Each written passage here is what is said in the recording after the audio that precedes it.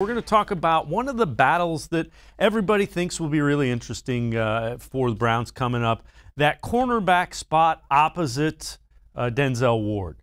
So Greg Newsome, Greedy Williams figure to be battling it out. And Greedy Williams, who coming back from an injury, talked about that and just doing battle with the rookie, Greg Newsome.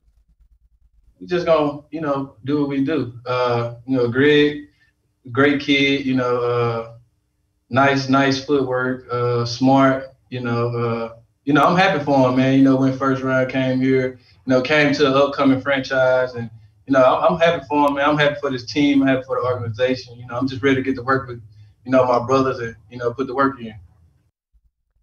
And Dan, it struck me, Greedy Williams is approaching that the way you want to hear a guy approach it, that, let's go out and compete. And if he wins, great, I'll help him. If I win, I know he'll help me, and everybody's going to have to play.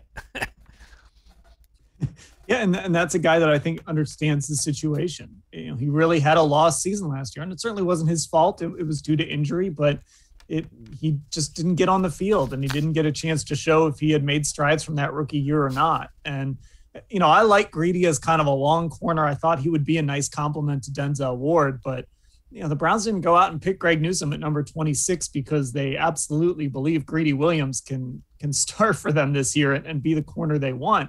So it's going to be a really fascinating competition, and it may come down to the style the Browns want to play. If they're going to be a little bit more of a man team, maybe Greedy Williams is the guy for that. If Joe Woods wants to play a little more zone, maybe Greg Newsome fits that a little bit too. So it might come down to scheme as well as who performs better in those 3 preseason games. And you know what, as we talked about in the segment prior, it could be game plan dependent. If they want to play more zone, you could end up with Newsome playing, and if they want to play more man, you could end up with Greedy playing on a given week as well.